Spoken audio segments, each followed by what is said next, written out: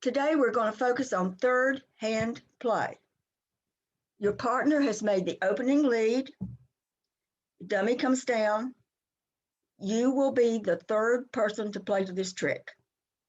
Now when the opening lead is made, all the information he has is the bidding, from the bidding.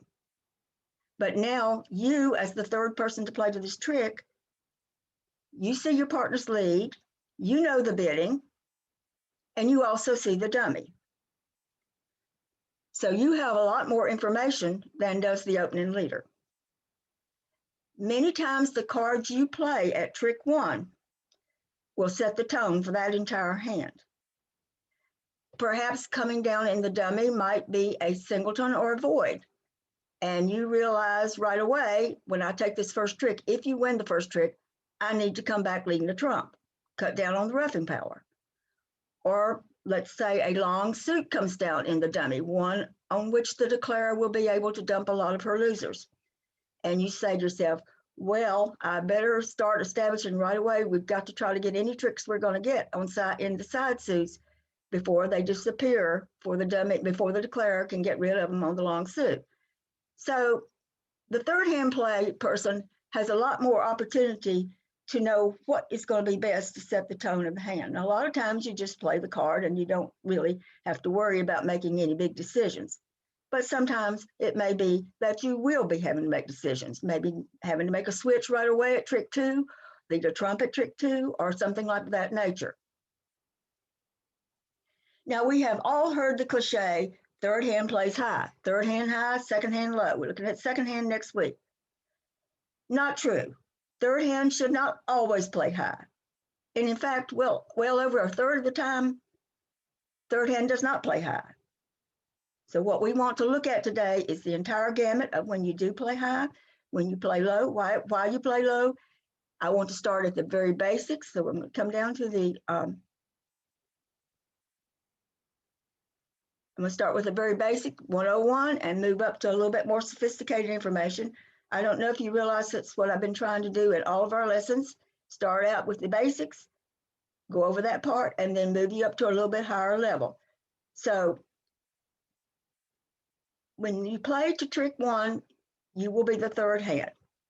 The general rule is that if you are the third person to play, your partner leaves a low card, and there are no honors coming down in the dummy, then you should play high. And I want to look at this first example. Can you all see this well, this example as it's showing up on your screen? All right, the contract is one of three no trump. And your partner leads the two of spades. Now you are east, so we're all going to be east today. We're all going to be the third hand. So put yourself as third hand seat. And you look at the dummy. You see three spot cards. The spot cards are the 2, 3, 4, 5, 6, 7, 8, 9, and a lot of people count the 10 as a spot card. The honor cards would be the ace, king, queen, jack. You look at the dummy. You are east. You look at the dummy. You see three little ones. What you should do here is to play the highest card you have. Not the jack, but you should play the king. If you play the king, it holds the trick. You have the luxury of seeing all four hands. It holds the trick. And then we're going to find that if it does, you should lead back your second. If you hold three originally, which you do, you lead back your second highest. Your second highest would be the jack. If South covers, she can cover or not. If she doesn't cover, you hold the trick, and then you come on with the 6. No way should the declarer make any tricks in this suit. However, if you incorrectly at trick 1 play the jack, people do this. Instead of playing the king, for some reason you play the jack. Now you see that South is going to get an undeserved trick with the queen. And I would bet at the end of this hand, when the score comes up, that this particular South is going to get a top board because she made one extra trick. She made a trick. You dropped a trick. You let her make a trick she does not deserve to get. So with this particular holding, and I know every one of you already know this, when there are no honor cards in the dummy, just spot cards, You should play the highest one you have, which would be the king, and lead back the jack. Upshot is the declarer gets no tricks in this suit. All right, so now you play the highest card you have, and you are supposed to then, if there's no reason to make a switch, maybe third hand you decide your switch is needed, and we're going to look at an example in a few minutes of where you need to make a switch at trick 2. But let's say that you have no reason to make a switch at trick 2. So if you originally held 3 cards in the suit, you should lead back the second highest one you had. So in this example, you took the trick with the king, you lead back the jack, your second highest. If you hold 4 or more cards, and sometimes you'll hold 5 cards in the suit that your partner led, rarely. But if you have 4, you should lead back your 4th best. Now, of course, if you had only 2, you're going to take your big one and you're going to lead the doubles, and then it'll become apparent very soon to your partner that you didn't have but 2. All right, I want to talk to you, and this is something I've noticed that all of you do, and it's very important. It's very important to your partner that you get this right. If in example 1, instead of holding the king, jack, X, you held the king, queen, X, it is very important to win the first trick with the lower, let me repeat that, lower of the touching honors. The king is equivalent to the queen. The queen serves the same purpose as the king. It takes the trick. If you incorrectly play the king, your partner is never going to know that you have the queen. And it may change her whole plan on defense. She's going to think that the declarer's got the queen, not knowing that you have it. So when you have touching honors, always play the lower. If you have like the jack, 10, 9, play the 9. You want to play the lower of touching honors or the lowest of touching honors should you have 3 or more. That way, your partner may have the idea that you do have some that are bigger. But if you play the king and you also hold the queen, she's never going to believe that you also hold the queen. And this is something I've noticed that you may be not doing as well on as you can. So just remember that. All right, I want to look at the second example. And here, always notice the cards that are in the dummy. Contract again is of no trump, and your partner leads the 2, and you see the 9, 4, and the 3, 3 small cards to the 9. In A, here you would correctly play the 10, the lower of touching honors. But now look at B. Here you have the jack, 10, 8, and you see sitting in the dummy the 9. Do you see here that you could play the 8? The 8 is equivalent to either the 10 or the jack. It serves the same purpose because you see the 9 in the dummy. Now, in the example I have here, it's probably not very important, but let's say that the dummy held the 9XXX, held 4 to the 9. Here, it would be extremely important for you to play the 8. Do you see why? You play the 8, and then the jack and the 10. The declarer is probably not going to be able to win a trick with that 9. But if there were 4 to the 9 sitting on the board and you play the 10, then the declarer might actually win a trick with that 9.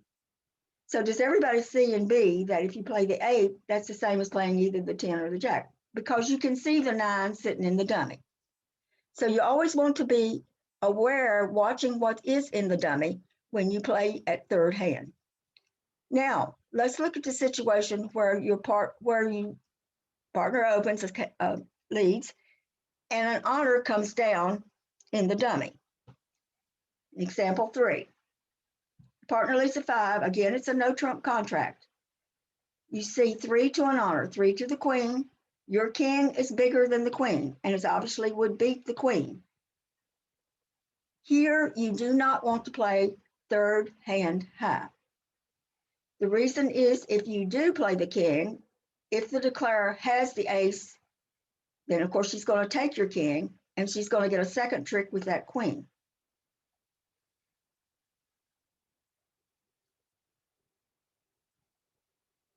Even if the declarer does not have the ace, she will eventually get a trick with the queen if you have played your king. So whenever there is an honor on the board and the declarer calls for the 2, she calls for a low card, she does not play that honor. If she calls for the queen, certainly you put the king on. Obviously, you're going to put the king on if she calls for the queen. But if she does not, if she asks for the 2, now you should not play your king.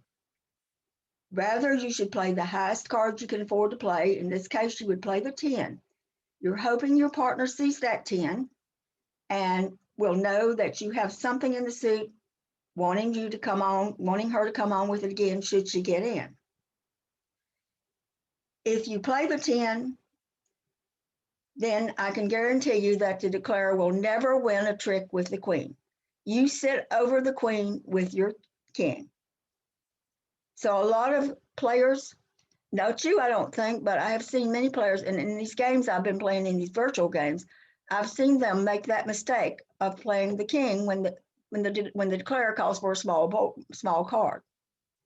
You should play the 10 here and sit back and wait to take the queen at the appropriate time. You don't want to let the declarer get a trick. Let's say she has the ace and you play your king. Now she gets the ace and then she's going to get the queen too. She's going to get 2 tricks in that suit. She should not do so. She should never win a trick with the queen. And one more example of that. This one's a little bit harder for you, but again, the same situation. You play the 8. This time you play the 8, hoping your partner will read it as this is a come on signal. I'm sitting back. I'm waiting to gobble up the queen. It is incorrect when a small card is called from the board for you to play third hand high, when there's an honor card that you can catch. You always want to try to tell your partner that you want her to come on with it, but you don't want to play your high card. So that's an example of when third hand does not play high, when there is an honor card in the dummy.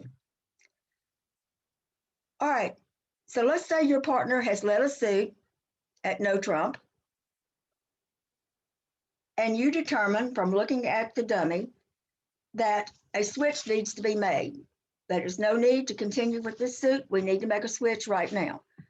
So let's look at that. Let's look at that situation. Many times that's what's going to happen to you. All right, let's look at this hand. See if I can get it all on there. Is everybody seeing the entire hand? And let's first of all look at the bidding. South has 17 big points there. Everybody in here is going to open one no trump with that hand. Despite the fact that you don't have a stopper in spades, you're going to open one no trump with this hand. West does not have a bid. North has 8 points. She does not have a 4-card major, but she has 8 points. And of course, she wants to make an game invitation bid. And I think the way this probably most of us would bid this is North would bid 2 clubs as if she had a 4-card major. South is going to say 2 diamonds, denying a 4-card major. And now we have the 2 no trump rebid by North. And I put an asterisk there. At this point, you would have to say may or may not. You would have to put in the chat, put in the alert box, may or may not have a 4-card major, but has game invitational hand. South should now know that you might not have a 4-card major, but that you have 8 or 9 points, and would be asking her if she has 17 points or maybe a 5-card suit to go to 3. Since South has 17 points and her partner is inviting her in no trump, I think she'll go all the way to 3 no trump. Okay, so your partner leads the 2 of spades. I think that's probably the lead that you would make, even though you don't know for certain if North has a 4-card major. When the alert comes out that may or may not have a 4-card major, you might suspicion that he has the 8 or 9 points and may not have a 4-card major. So I think the better of the 2 majors would be your spade. He leads the 2 of spades. Down comes the dummy with the king, jack, 10. You have the ace, 9.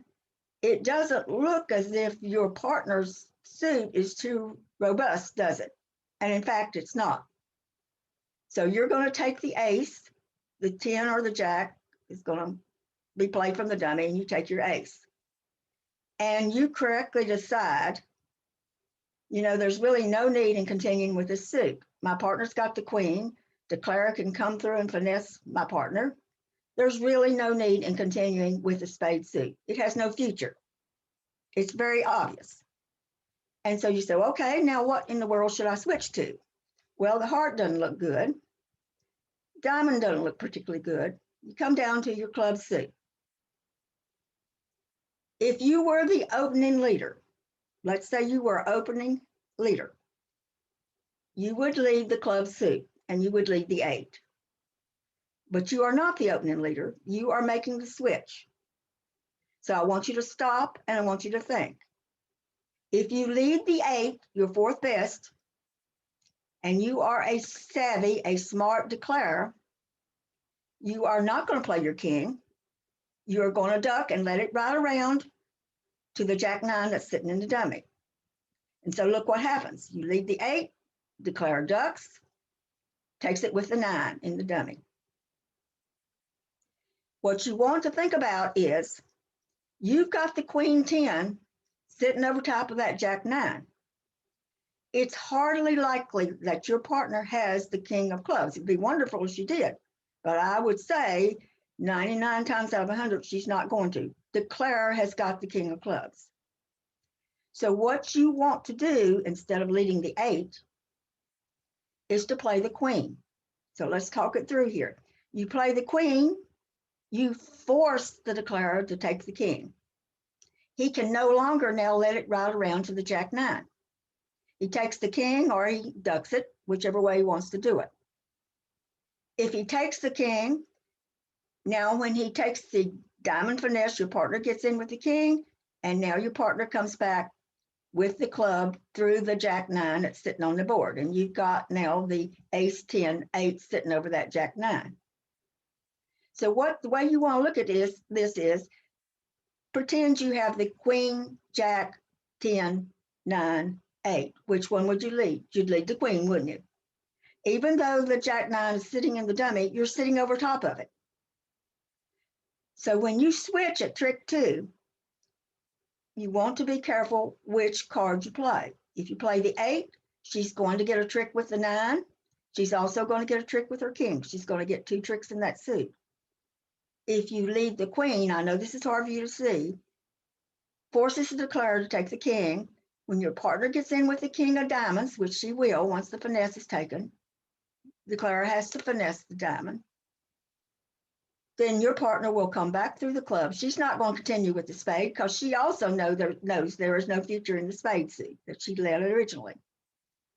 And now you are going to take 3 club tricks, plus the king of diamonds, plus the ace of spades, and you're going to set the contract. So when you're making a switch, when it's obvious that what your partner led, there's no future in returning it, you want to be careful about thinking about, well, what is the card I need to play? If you were the opening leader and held the ace, queen, 10, 8, then you would lead the 8. David, let me go on and I'll get you later. Thank you. All right. So basically that's what I've said here and you can read it. All right. I want to come back now to unblocking. You remember in an earlier lesson, and in fact, it was the February the 15th lesson, I talked about unblocking. This was when we were talking about leads against no trump contracts.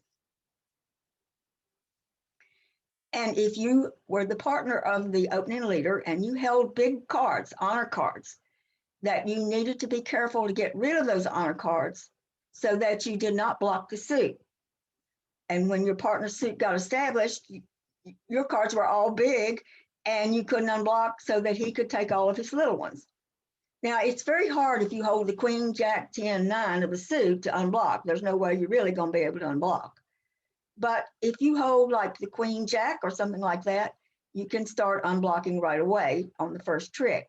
So I want you as an assignment to go back to February the 15th and look at that section on unblocking by the third hand and refresh your memory on that. But I have another example of this, which I want us to look at. Contract ends up being in 3 no trump. I think I've said, how would you bid it?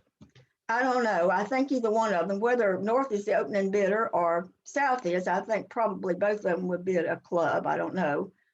And it would go from there. But for purposes of discussion, let's say that South reaches a contract of 3, no trump.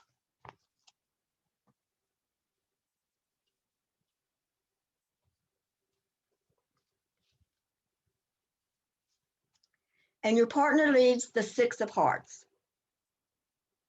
That's the lead I would make. They've gotten to a 3, no trump contract. Partner leads the 6 of hearts. The singleton ace of hearts comes down in the dummy. East holds the king, jack, and the 5. It is very important that East start to unblock some of those big, you are suspicioning that your partner led maybe from the queen. So when the declarer plays the ace, you should correctly play the jack. Not the king and not the 5, but the jack. Serves a dual purpose. First of all, it starts to unblock. And secondly, it maybe implies to your partner that you might have another big one. So when you get in, when the declarer, you are going to get in with the king of clubs, aren't you? Because she's eventually going to take the club finesse. You're going to get in with your king of clubs. Now you correctly play your king of hearts. And you now have the 5 of hearts to lead through declares 10-8. Now I want us to look at this very closely. Let's say when the ace of hearts is played, you play the 5 of hearts. In other words, you don't play your jack. Now what happens when you get in with the king of clubs, you can play your king of hearts and you play your jack of hearts, but you have no way now to get your partner in so that she can cash her 2 little ones, her other remaining hearts, excuse me. So the correct play here is at trick 1, play your jack, sit back and wait for your king of clubs, then play your king of, when you get in, play your king of hearts, and now you have the 5, you have retained the 5, which comes back through the declares 10-8. You see, when you lead the jack back, if you incorrectly played, West cannot afford to overtake with the queen because the declarer will still have the 10. So you maybe need to lay that out so you can see it, but it's so important. I refer you back to February the 15th class. Look at those notes on unblocking. All right, the last thing I want to cover this morning is that of maintaining communication with your partner. And this one is a little bit, this is on up there a little bit. The other beginning things that we talked about, you already know them. You're already beginning to think about the unblocking.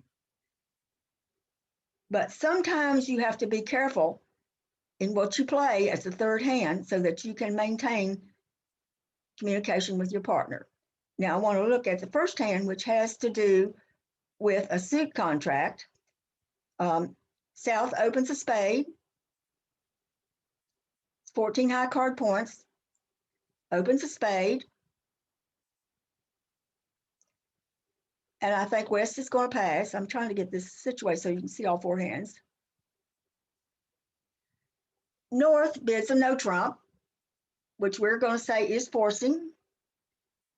Declarer rebids 2 diamonds, and what she's saying is she has 5 spades. She has 3 or 4 diamonds. She has 12 to 14 points. She has a minimum hand, minimum opener. And now North rebids 3 spades. What that is showing, many people play that to show a limit raise, showing 3 cards, 3 card spades, and 10 or 11 points. Not enough to make the 2/1 bid, but enough to invite. So that's what that bidding means. Let's look at West. Let's go back to opening leads. Look at West's hand. West does have the doubleton. West has an early trump entry in the king of spades.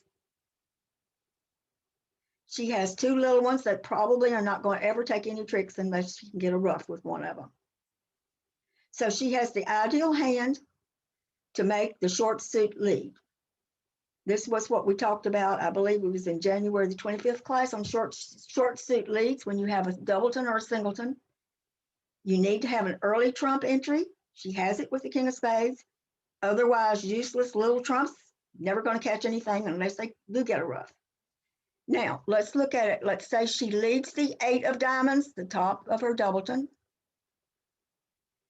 You are third hand, you do have the ace of diamonds. If you take it now, first trick, you take the ace and play one back, you know for certain when your partner plays the 5 that she had a doubleton. Declare is going to have to let West in with the king of spades. But now do you see there is no way to get to the east hand, no quick way to get there. You could maybe get there with the king of clubs, but no quick, ready way to get there so that east can now give you a ruff. Because what's going to happen, the 8 of diamonds is led, east incorrectly plays the ace of diamonds and leaves one back. Declarer takes the spade finesse, West gets in with the king. You can try West to get your partner in with the king of clubs, but this is one smart declarer sitting down there. He knows, he has learned all this stuff about defense. He's going to go up with his ace of clubs, he's going to pull trumps, and now you are never going to win a trick with one of those small trumps. So what I'm talking about, keeping the line of communication open. Here, when your partner leads the 8, you suspicion it is a short suit, that is a doubleton. Correctly, you duck, do not play your ace on the first trick. Rather, play your 9, an encouraging signal. Should your partner get in, to continue with the diamond suit. She's going to get in with the king of spades, her early trump entry. Now she leads her 5 of diamonds. East takes the ace, leads the 3 back, suit preference for you to return a club. She leads the 3 of diamonds back. You ruff with either the 7 or the 5, one of your little ones, and then you lead a club back, hoping that that the declarer will finesse it and your partner will get the king. Your partner's probably going to get that king anyway. But you see what happens. You can see very clearly by this. If East jumps in there early and takes the ace on the first trick, you don't have an early trick trump entry. Now, if you recall back to that class in January when I was talking about, remember in that situation, your partner led a singleton and you had the ace of hearts and you led a card back for her to ruff, and we said it was suit preference. Maybe she had either the ace of diamonds or the ace of clubs to get in with, so she could give you a subsequent ruff. In this particular example, East does not have a quick entry. So that's why she needs to not take the ace the first time it's led. All right, I want to look at one more example of lines of communication, and it's this one. Looking at the bidding first, South has 21 big points, opens 2 no trump, passed by West. North should bid 3 no trump. Your partner leads the 6 of hearts.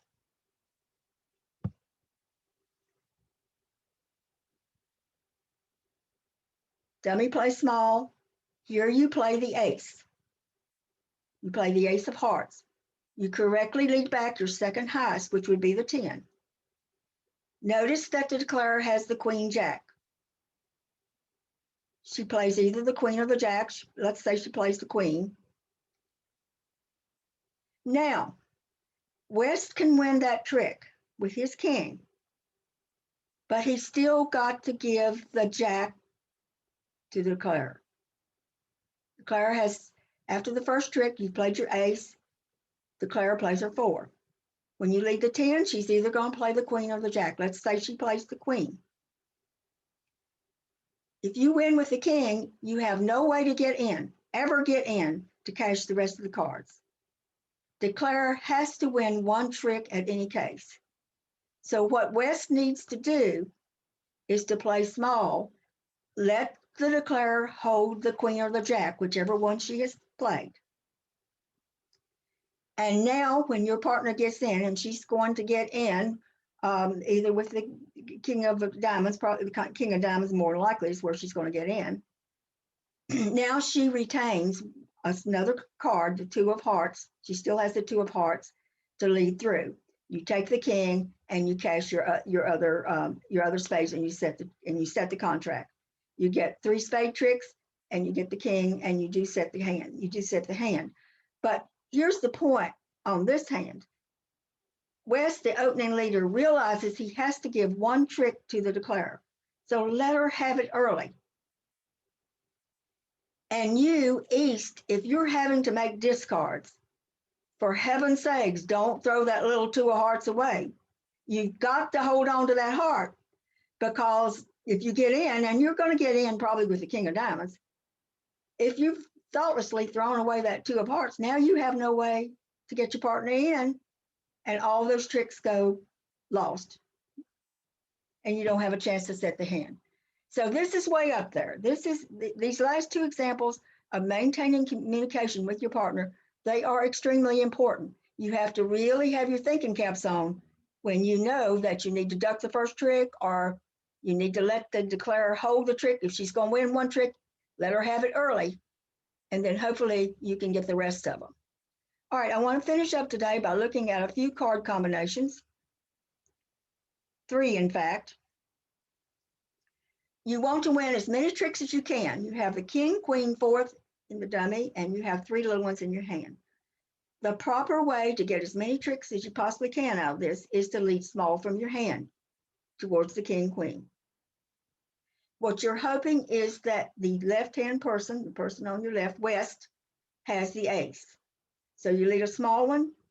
She doesn't play the ace, you play the king. Get back to your hand, lead another small one. Get back to your hand, lead another small one. Well, no, you don't need to get back to your hand after the second time. But what you're hoping is that she has 3 to the ace. If she does, you realize by playing it that way, you will win 3 tricks in that suit. You'll win the king, queen, and then when the ace falls, your 4th card in the dummy will be your 3rd card that you win. So you have an opportunity here to win 3 tricks.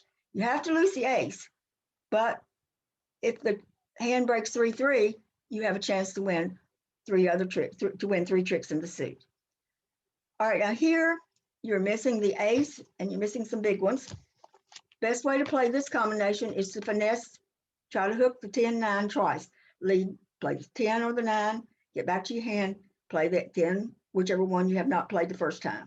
And that will give you an opportunity, hopefully, to win at least 2 tricks in the suit. Now this next one,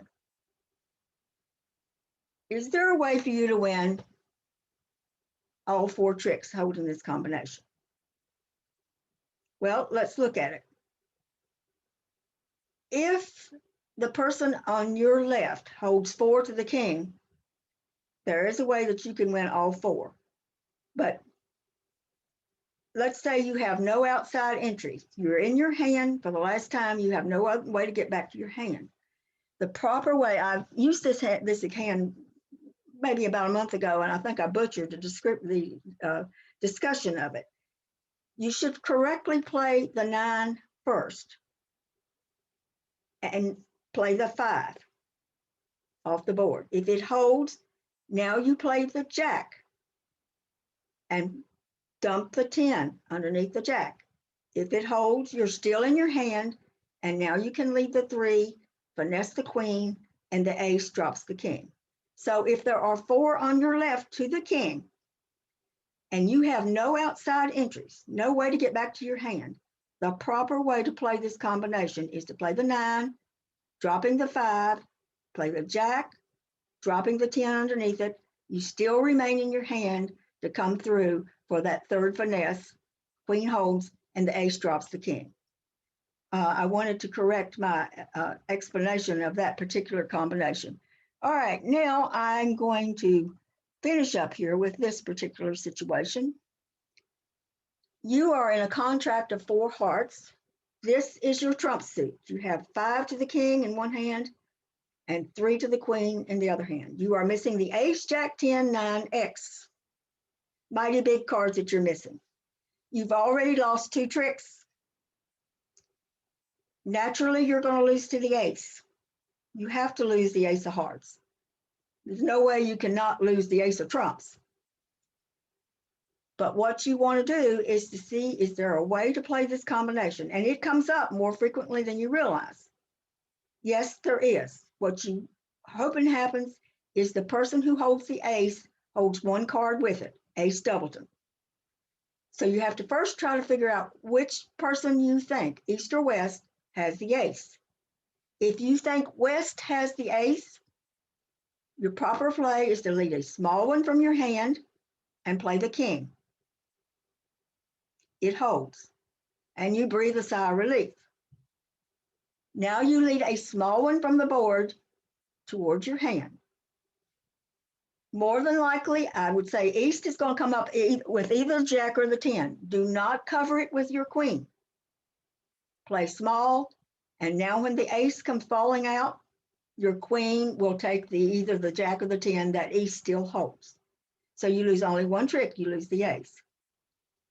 If you think from the bidding or whatever, you figured out you think that the east hand has the ace, then the correct play is to lead a small one from the dummy, putting in your queen, breathe a sigh of relief when it holds, and now lead a small one back. West is going to play either the jack or the 10. Do not put your king on it. Play small from the dummy, and the ace comes rolling out. That's the only way that you can hold your losses to one trick, that it's ace doubleton. You have to figure out which side has the ace, and that's the way you have to play it. Your inclination is when east comes out playing either the jack or the 10, which she will, you kind of want to put your other big one on there, but don't do it. You've got to duck it, hoping that the ace is doubleton. The ace has only one card with it. So sometimes you have to find creative ways to make these hands. Next week, we're going to look at second hand play. This will be when the declarer leads either from her hand and you'll be the second person to play, or it will be when she leads a card off the dummy and you will be the second person to play. After I get through second hand, I'm going to do 2 sessions with you on preempted bidding. And then I'm coming to David Nova's. I see David sitting there waiting for Smolin and Puppet Stamen. And then Doug Althouse wanted something on Wars in Fit. So I'm going to do 1 session on those. And then we are going to focus predominantly on declare play. But I will still be pointing out defense, opening leads, suit preference, wherever those things occur. All right, so let me stop share. Let me go ahead and stop recording.